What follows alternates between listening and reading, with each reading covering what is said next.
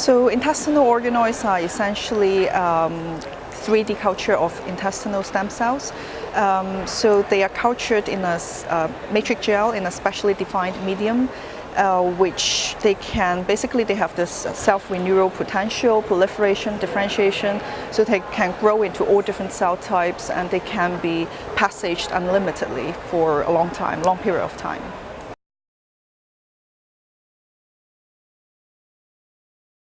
So traditionally, if you want to do some cell line research, that you use very basic 2D culture cell line, which are essentially cancer cell line, or some of them are normal cells, but not really proper normal cell line that you can culture and differentiate.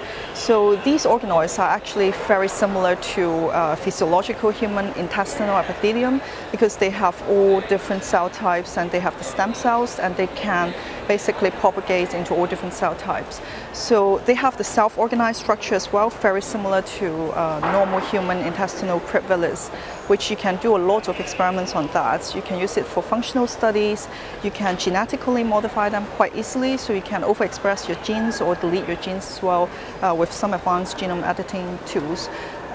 So all these techniques make it very attractable, and you can expand them forever, so which is also very good.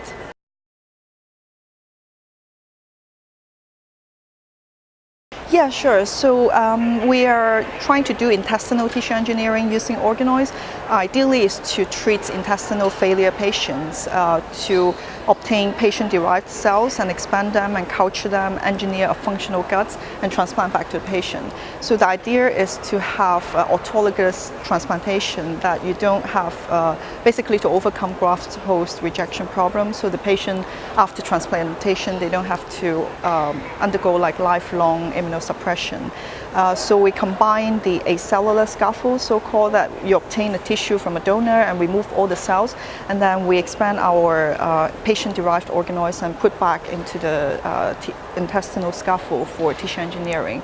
So of course, it's not only the epithelial cells, you have to combine many other cell types as well, but epithelial cell is one of the essential components which create the barrier for the guts as well. So I think it's a very good cell source for tissue engineering.